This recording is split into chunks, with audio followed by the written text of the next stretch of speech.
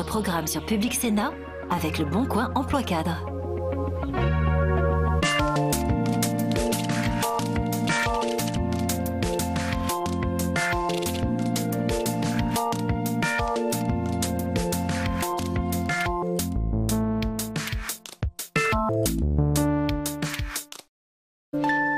Dans le magazine de l'emploi. Une demi-heure pour répondre à toutes les questions très concrètes que vous vous posez en matière d'emploi, mais aussi de formation et de reconversion. Pendant 13 ans, elle a eu un travail, des enfants et un mari. Et puis elle a décidé de tout gâcher en devenant humoriste. C'est elle qui le dit. Olivia Moore nous racontera comment elle a quitté son métier dans un grand groupe de cosmétiques pour se produire sur scène. Vous vous êtes cherché dans la vie. Pas de voie royale pour vous, mais des chemins de traverse. Dans le CV, ça peut être compliqué à justifier. Heureusement, Arthur Perticoz est là pour vous aider à rendre unique ce parcours tortueux. Prévoir l'impact des activités de l'homme sur son environnement, qu'il s'agisse de pollution, de nuisances sonores ou encore d'atteinte à la biodiversité. C'est un métier, celui d'écologue, et c'est la profession d'Olivier. L'ADI, c'est l'association pour le droit à l'initiative économique. Depuis 2005, elle aide ceux qui n'ont pas accès au système bancaire traditionnel à créer leur propre entreprise. Comment ? La réponse dans notre rubrique Solidaire. Des expériences partagées, des conseils, mais aussi des outils pour décoder le monde du travail. C'est le magazine de l'emploi. Mais tout de suite, on prend le large pour une ville complètement à l'ouest. Et plus sérieusement, on prend le pouls de l'emploi à Brest. Au bord de l'Atlantique, la métropole est au cœur d'un bassin d'emploi de 400 000 habitants, tourné vers les activités maritimes, mais pas seulement. Pour en savoir plus, on embarque tout de suite pour celle qu'on appelle aussi la Cité du Ponant. Nous voilà chez nos irréductibles bretons. Aujourd'hui, cap sur Brest, dans le Finistère. Brouillard et Crachin nous souhaitent la bienvenue, mais ça ne nous empêche pas de profiter de la vue de la tour Tanguy et du port de Plaisance.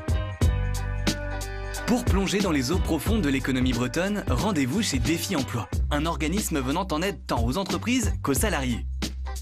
Brest est situé à l'extrême ouest de la France, donc du coup nous sommes vraiment dans une situation péninsulaire avec une particularité aussi. Brest est la plus petite métropole dans la plus petite région de France. Brest est au sein d'un territoire, donc une métropole, mais au sein d'un territoire qui est aussi périurbain et rural. Il faut savoir que sur le pays de Brest, 55% de la surface est consacrée à des terres agricoles, ce qui représente un gros bassin d'emploi aussi sur les filières agroalimentaires. Le principal bassin économique sur Brest est bien sûr lié à la mer, donc avec la partie défense. Un secteur de la défense qui vise à se féminiser avec encore quelques progrès à faire.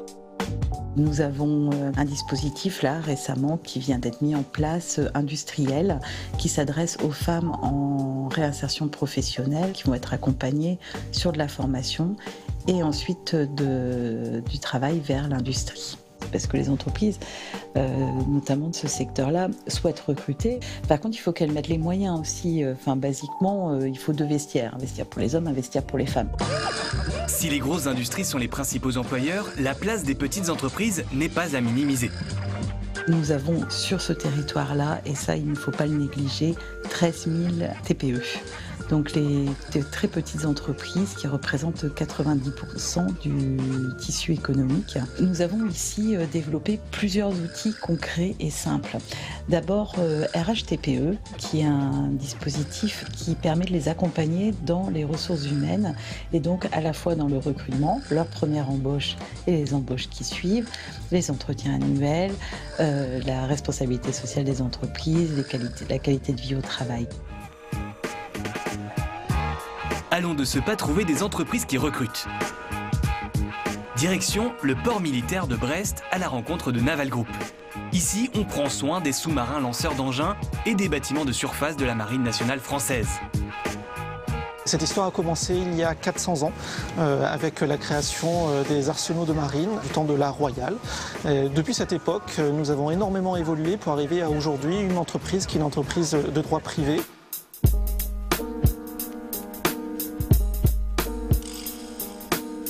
Donc panels de compétences sont héritiers de ces compétences de l'ancien temps, de la navale, mais sont adaptés aux technologies modernes.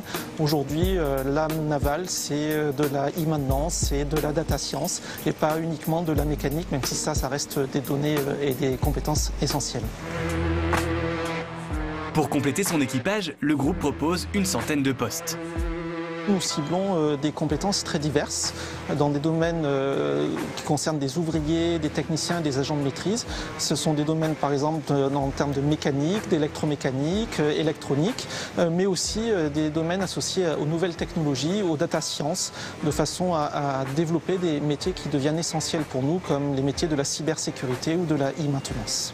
Mais Brest ne sera pas votre seul port d'attache si vous rentrez chez Naval Group. Quand on rentre à Naval Group, on peut travailler partout en France, dans tous les domaines, mais désormais aussi partout dans le monde, au Brésil, en Inde, en Malaisie et partout d'ailleurs aussi. Soquez les artimuses, car Naval Group recherche dans ce territoire des profils en mécanique, en mécatronique navale, en chaudronnerie, en électronique, en automatisme, en usinage et en cybersécurité. Le groupe a également besoin de personnel au sein de son bureau d'études et en fonction support. Bateau en retraite vers les terres pour nous diriger vers le nord du territoire, à Saint-Onant. En Bretagne, l'océan n'est jamais très loin. C'est en 2002 que l'entreprise Lessonia surfe sur la vague de la thalassothérapie pour se développer. L'activité de Lessonia, c'est d'une part la fabrication d'ingrédients naturels, très souvent issus du milieu marin, d'algues, qui sont destinés en grande majorité à l'industrie cosmétique, et d'autre part l'élaboration de produits cosmétiques pour le compte de grandes marques. Lessonia, c'est le nom d'une algue, et on a voulu donner à cette entreprise le nom d'une algue parce que ce sont nos racines. Afin de trouver la perle rare, l'entreprise est en partenariat avec des centres de recherche du Finistère. Avec le laboratoire de biologie marine de Roscoff, on a isolé un certain nombre de molécules qui sont extraites d'algues rouges et qui permettent, en utilisation cosmétique, à la peau de rester d'excellente santé et à prévenir des effets indésirables du vieillissement. Pour travailler à l'élaboration de nouveaux masques de beauté, certaines qualités sont requises. Ce qu'on attend de nos salariés, de nouveaux employés, c'est d'être extrêmement méticuleux, d'être précis, d'avoir une grande attention sur l'hygiène des produits, l'hygiène, propreté en général. C'est ça qui nous permet de garantir des produits sains pour le consommateur. La solidarité est au cœur de l'engagement de la maison. L'entreprise Lessonia a toujours cherché à stabiliser l'emploi et a eu une politique tout à fait affirmée pour faire en sorte que les gens qui étaient éloignés du milieu du travail depuis des années, qu'on appelle des chômeurs longue durée, aient la possibilité de se réintégrer. Aujourd'hui, un certain nombre sont en CDI chez nous. Dans le cadre de son développement, l'entreprise recrute des conducteurs de ligne, des opérateurs, des régleurs de machines, des magasiniers, des électriciens, des automaticiens, ainsi que des contrôleurs qualité, des managers communication et des assistants RH. Des postes qui peuvent vous intéresser, que vous soyez dans la région ou pas. Si ces offres d'emploi vous intéressent, vous pouvez retrouver les contacts des entreprises sur la page de l'émission via le site publicsena.fr. On vous le dit régulièrement dans cette émission, nous sommes là pour vous aider à décrypter le monde de l'emploi. Les acronymes par exemple, ils sont nombreux et souvent bien mystérieux, mais ils cachent souvent des droits essentiels ou des services bien utiles. Pour tout décoder, il y a CQFD. CQFD, ce qu'il faut décoder. Votre enfant est malade et vous souhaitez rester à la maison pour vous en occuper? Vous êtes plus concentré pour bosser sur vos dossiers à la maison? Optez donc pour le télétravail. Allons bon, mais qu'est-ce que c'est? Le télétravail permet à un salarié de travailler grâce aux nouvelles technologies hors des locaux physiques de son entreprise, à domicile ou dans un espace de coworking. Pour ceux dont le métier le permet, bien sûr. Depuis 2012, le télétravail occasionnel ou régulier est présent dans le Code du travail. La loi garantit 2 règles fondamentales. La première certifie qu'une journée de télétravail est égale à une journée au bureau, rémunérée comme les autres. La seconde impose de mettre en place un accord en amont entre vous et votre employeur. Comment? Grâce à un accord collectif entre l'entreprise et les syndicats, selon une charte élaborée par votre entreprise, ou plus simplement encore par mail ou par accord oral. Attention, même installé sur votre canapé, votre employeur a la possibilité de contrôler les avancées de votre travail. Ces accords autorisent votre patron à établir des plages horaires précises d'activité ou encore à vous géolocaliser à condition bien sûr de vous en informer. Sachez également qu'un employeur qui s'oppose à votre demande de télétravail doit motiver son refus. A l'inverse, si votre patron peut vous demander d'exercer votre activité professionnelle en tant que télétravailleur, décliner l'offre n'est en aucun cas un motif de rupture de contrat. Enfin, si vous télétravaillez, n'oubliez pas de rester joignable et connecté. C'est QFD. De bonnes études, des années de travail consciencieux dans de grosses entreprises pendant une dizaine d'années. Et aujourd'hui, notre invité est sur scène avec Égoïste, son deuxième spectacle. Comment passe-t-on de l'open space au théâtre? On en parle avec celle qui est aussi l'auteure d'un très utile manifeste anti-culpabilité pour se sentir moins merdique, Olivia Moore. Next, you're going to file the nails of one hand using a fine emery board to start in one direction to the centre, the other direction. Oui, bonsoir. Non. Non. Ah bah non, je peux pas venir chercher ma fille, non. Bah je suis désolée qu'elle ait de la fièvre, mais là non. Parce que c'est pas sec. Pas sec, c'est pas sec. Bonjour Olivia. Bonjour Camille. Qu'est-ce qui vous a pris de tout planter comme ça pour devenir comédienne? Un burn-out. D'accord. Il faut dire les choses très humblement. C'est une bonne raison. C'est une bonne raison de se remettre en question et de remettre un peu sa vie à plat. Il a fallu quand même 13 ans, c'est ça? Oui, 13 ans. 13 ans de carrière dans des multinationales et un arrêt du corps. C'est là que j'étais obligée de respecter l'arrêt. C'est-à-dire que le mental disait, tu sais quoi, tu devrais t'arrêter. Je disais, non, on s'en fout, c'est pas grave.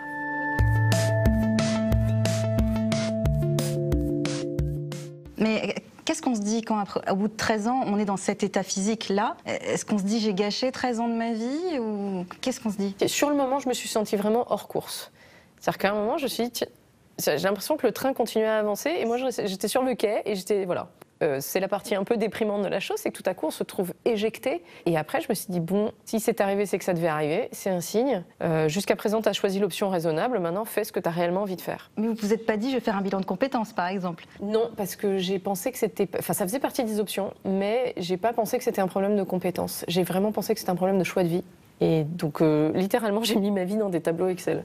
J'ai fait une espèce d'abord d'auto-coaching. En fait, j'ai fait une liste, je suis la reine du tableau Excel, donc une liste de projets. Et il y avait quoi, par exemple, dans tous ces projets? Il y avait plein de trucs. Il y avait monter une entreprise, mais je ne savais pas de quoi.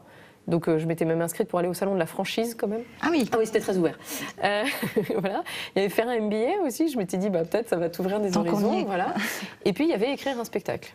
Ce qui est intéressant, c'est que quand j'avais fait cette liste de projets, j'ai vu une coach à qui j'ai montré tout ça très fièrement, en disant alors j'ai bien travaillé, voilà, mais par contre je sais toujours pas ce que je veux faire de ma vie, qu'est-ce qu'on fait? Et elle a regardé tous mes critères de choix et elle m'a dit mais il en manque un. Je dis ah oui, lequel? Elle me dit ben l'envie. C'est pas bête ça. Alors ça c'est vraiment pas bête, c'est oui, c'est le moteur. L'envie c'est le moteur. Et là vous vous êtes dit, là c'était le déclic? Ça a été le déclic pour me dire j'essaye. Je me suis entre guillemets entraînée pendant 2 ans à être humoriste, c'est-à-dire que je me suis inscrite dans une école d'humoriste qui était l'école du one man show. J'y suis arrivée vraiment très humblement. En plus, faut savoir, enfin voilà, j'étais enceinte. Et tous mes camarades avaient 20 ans, hein, donc ils m'ont vu arriver là-dedans avec des yeux comme ça. Donc vraiment, dans la série, t'es pas à ta place. Bon, bah j'étais pas à ma place, mais c'est pas grave. J'ai persévéré. Et après, j'ai joué pendant 2 ans dans une cave où les gens payaient pas leur place. Ils venaient avec une consommation. La moitié des gens qui arrivaient dans cette cave, c'était parce qu'ils cherchaient les toilettes. Voilà. Donc, mais pendant ces 2 premières années-là, où j'ai commencé à apprendre le métier, je disais pas encore que j'étais humoriste. J'osais pas le dire. C'est quand je suis passée dans une salle où les gens payaient leur place que là, j'ai dit et apparemment, je suis humoriste. Mais justement, tout à l'heure, vous disiez que vous vous êtes retrouvée à l'école du stand-up, c'est ça? Oui, l'école du one man show. L'école du one man show avec tous ces jeunes. C'est quand même très, très concurrentiel, quand même. Oui, et de plus en plus. Ouais. Et en même temps, c'est stimulant. Le niveau en humour a monté d'une façon incroyable ces 5 dernières années. Enfin, c'est impressionnant. C'est-à-dire qu'il y a des gens très jeunes qui ont 22, 23 ans, qui sont des génies de ça. Moi, je préfère voir ça comme quelque chose de stimulant parce que sinon, c'est tétanisant en fait. Sinon, on se colle au mur et on n'écrit plus rien. Alors, Olivia, vous êtes sur scène, on l'a dit, mais vous réalisez aussi des vidéos qu'on peut voir sur YouTube. On regarde justement un extrait qui nous parle à nous, au magazine de l'emploi.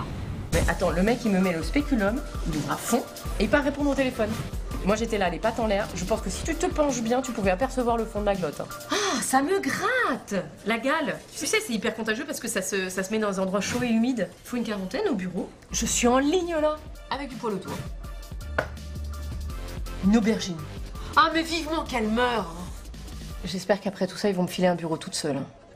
Non, parce que moi, supporter les gens dans l'open space, merci.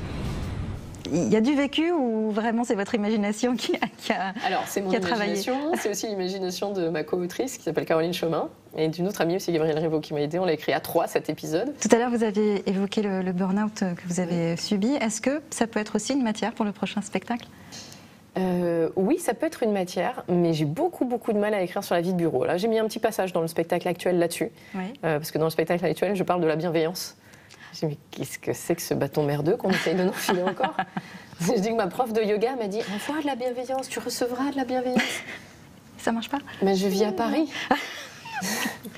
Merci beaucoup, Olivia, pour d'être venue nous voir. Merci infiniment. Vous êtes en tournée, je vais vous laisser donner quelques dates. Oui, il y en a plein. En fait, je ne les connais pas par cœur. Elles sont toutes sur le site internet www.oliviemoore.fr. Ça, c'est efficace. Ça, c'est bien. Ça, c'est bien. Tous les mercredis ? À Paris, les mercredis, peut-être les fins de semaine à la Nouvelle Scène. Très bien. Et il y a un livre aussi, on l'a dit tout à l'heure. Et il y a un livre, Culpa Fuck.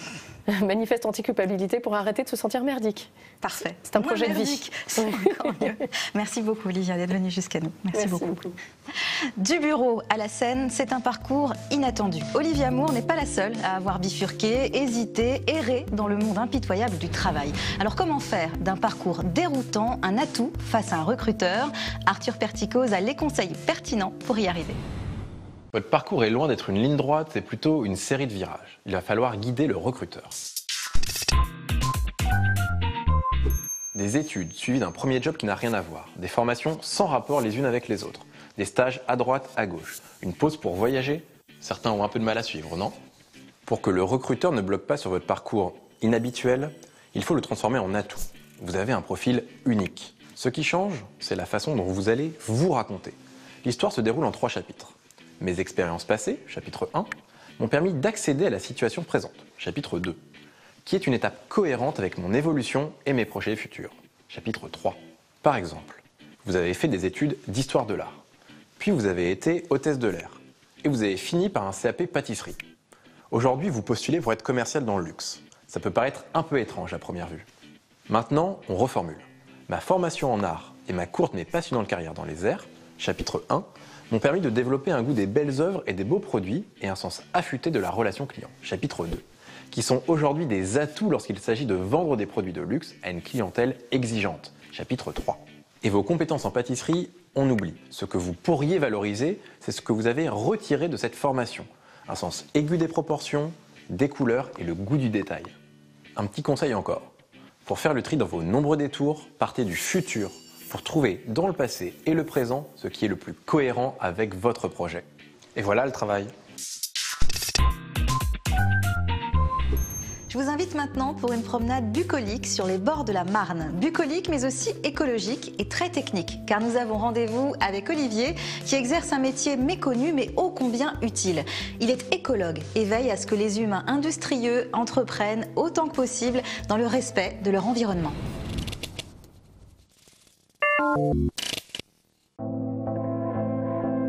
J'ai toujours aimé la nature, j'ai toujours vécu avec la nature. Le fait de la préserver, ça a quand même une grande importance pour moi. Je suis chef de projet écologue. Ils ont fait des travaux de débroussaillage, d'élagage et d'abattage. Nous, l'objectif, c'était de voir quels arbres pouvaient être intéressants pour la vie faune, les chiroptères ou même tout simplement pour la biodiversité. Et en fait, on a marqué certains arbres majeurs. Cet arbre-là, on s'est dit, on le garde. Des milieux naturels en Europe, sans la patte de l'homme, il n'en existe plus. Et l'objectif, c'est de préserver ce qui peut encore l'être, mais aussi essayer d'améliorer la présence de la biodiversité en ville, ou en tout cas dans des secteurs périurbains. On est là pour faire le lien entre développement économique et biodiversité. C'est le genre d'élément où je ne suis pas trop satisfait. J'aurais préféré qu'ils interviennent de ce côté-là, plutôt que de venir directement dans la prairie et puis faire des ornières, quoi. Parce que du coup ça déstructure un peu le sol, c'est pas hyper favorable, quoi. Il pourrait faire autrement. Ici en fait on aménage plusieurs kilomètres de berges de la Marne. Et l'objectif ici c'était de retrouver des berges plus naturelles, pas entièrement naturelles, mais plus naturelles sur certains secteurs et complètement naturelles sur d'autres. Donc on a eu des recours à des aménagements de type enrochement ou de type génie végétal. On a aussi des hibernaculums, donc l'objectif c'était de se mettre sur des secteurs de petits creux topographiques sur lesquels on allait positionner des pierres tout autour et par-dessus rajouter des branchages, des brindilles d'arbres pour créer un habitat favorable à la microfaune et également aux reptiles. La mission d'écologue, elle se mène à la base avec nos différents interlocuteurs, les maîtres d'ouvrage qu'on peut avoir, qu'ils soient privés ou publics. On est là pour leur amener un conseil, pour intégrer la biodiversité dans leur méthode de management ou dans leur projet. Bonjour. Enchanté. Bonjour. Une réunion de chantier, c'est simplement faire le point sur l'avancée du chantier. On a ici l'ensemble des acteurs qui sont normalement présents sur un chantier. Et ensuite, on a l'écologue qui gravite et qui amène son point de vue biodiversité, environnement. Faites attention si vous terrassez même à minima. Hein. C'est juste du posé. Que du coup, ça peut même être favorable. Hein. Ça peut faire une petite couche de forme. Quand mon rôle est bien identifié dès le début, c'est plutôt facilitateur. Ensuite, dans la poursuite des travaux. Il faut avoir le langage facile, aisé, c'est-à-dire qu'en face d'un élu, on devra lui expliquer quel est l'objectif de notre intervention pour qu'in fine son projet aboutisse. Vers un technicien, lui, ce qu'il va rechercher, c'est plutôt comment éventuellement je peux régler ce problème, comment mon chantier va avancer. Et c'est vrai que la biodiversité, c'était bien souvent vu comme un facteur négatif. C'était les petits crapauds ou les petits oiseaux qui ne permettaient pas de réaliser tel projet ou tel projet. Aujourd'hui, les aménageurs se rendent compte que la biodiversité peut être une réelle plus-value. Et là, par contre, ils n'ont pas balisé. J'aurais souhaité qu'ils balisent, moi. Je peux intervenir effectivement ponctuellement, mais de manière régulière, comme dans un suivi de chantier par exemple, ou ça peut être aussi des interventions inopinées. Ça permet de vérifier aussi si toutes les mesures sont également bien prises. Je suis à 50% sur le terrain, 50% au bureau. Après, on doit intervenir par tous les temps, donc on doit être assez réactif. Et effectivement, ça peut nous amener à faire des sorties en plein hiver, à des températures parfois négatives. Ouais, Franck ? Ça va ? J'ai trouvé des photos pour montrer un peu le type d'habitat sur lequel ce serait intéressant de travailler. J'ai une formation universitaire, un bac+5 dans la gestion et la connaissance et la mise en valeur des milieux aquatiques. Il y a toujours un côté expert et connaissance qui vient en complémentarité de simplement le bonheur de pouvoir se promener et profiter de la nature, quelle qu'elle soit. Je vais aussi bien m'émerveiller du fleurissement des arbres au printemps et puis je vais quand même avoir l'œil expert sur une zone en eau avec des nénuphars par exemple. Et effectivement, c'est en regardant tous les petits détails d'un territoire ou d'un secteur qu'on arrive à comprendre le fonctionnement, les dysfonctionnements et qu'on peut réfléchir à la manière d'améliorer finalement la fonctionnalité d'un milieu. Bon allez, bonne continuation. Tout ce que je veux, c'est préserver ce qui existe encore. C'est le faire le mieux possible, essayer de restaurer ce qui peut l'être. Je prends ça plutôt comme un plaisir en fait.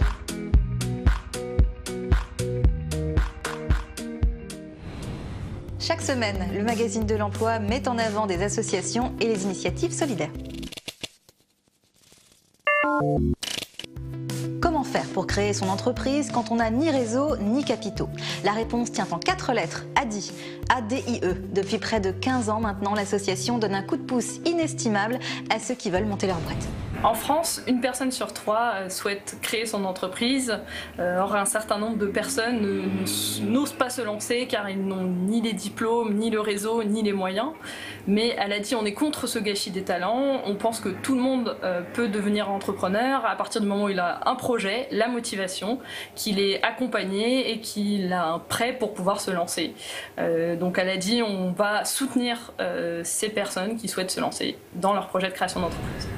Pour Aïssata, l'aide de l'ADIE s'est avérée bien plus qu'un simple prêt. J'ai pu réaliser mon rêve, donc ouvrir un bar à tapas à Paris. Pour réaliser mon rêve, j'avais besoin d'un financement. Donc je me suis rappelé que chez ADIE, je pouvais avoir un financement, donc je les ai contactés pour réaliser mon projet. Le financement d'ADIE m'a permis de payer l'aménagement de mon restaurant et de payer une partie de ma garantie.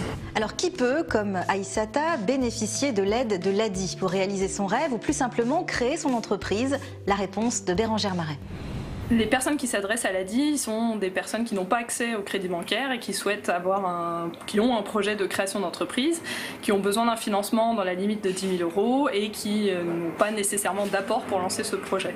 L'ADI intervient pour un plan de financement global du projet de 20 000 € maximum et propose en parallèle de ce prêt un accompagnement sur toute la durée de remboursement du crédit.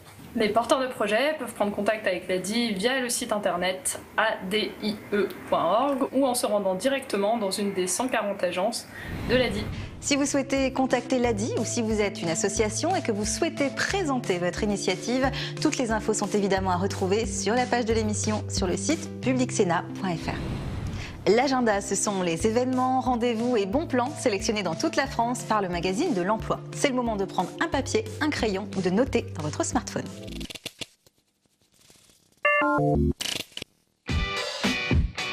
Rejoindre une entreprise style start-up pour une recherche d'emploi collectif, ça vous tente? Le principe, 50 personnes au chômage s'associent dans une société fictive et éphémère pendant 1 mois et demi. Leur but, atteindre le marché caché du travail, faire connaître leur profil et trouver du boulot. Constamment entouré de coachs, vous pourrez montrer votre motivation tout en aidant vos collègues dans leur propre recherche. Votre premier travail? Vous inscrire sur le site de cet événement motivant. 24 heures chrono pour trouver l'emploi de vos rêves, on vous l'accorde, en réalité on est plus sur 6 heures, mais intense. C'est la première édition bretonne d'un salon qui tient ses promesses en provoquant les rencontres entre demandeurs d'emploi et des entreprises. À Lorient, elles seront plus d'une trentaine avec des centaines d'offres à pourvoir. Quelques conseils pratiques pour faire toute la différence, mettre à jour son CV, bien se renseigner sur les entreprises convoitées et s'inscrire. Utiliser une seconde langue dans le cadre de son travail, la classe, non? Eh bien, c'est ce que propose le salon Connecti. Ouvert au niveau Bac+5, vous y trouverez plus de 800 postes disponibles proposés par une soixantaine d'entreprises. L'accent est évidemment mis sur l'Allemagne et la France, mais d'autres sociétés soumettent leurs offres partout à travers le monde.